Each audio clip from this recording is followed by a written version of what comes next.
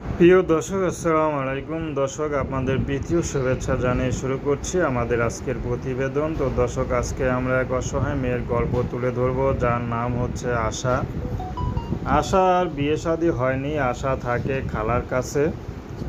তো আশার বাবা মা কেউ নেই। তো আশা খালাই আশাকে ছোট থেকে বড় করেছে, কিন্তু বড় করলেও মানুষের মতো মানুষ হয়তো হয়েছে, কিন্তু পড়াশোনা করাতে পারেনি।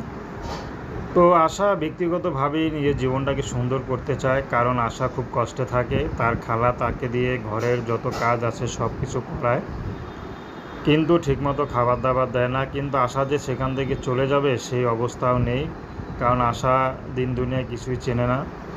তো আশা খালু আছে, খালু রিক্সা চালায়। তো খালু মাঝে মধ্যে আশার সাথে বাজে ব্যবহার করে, গায়ে টাচ দিতে চায়।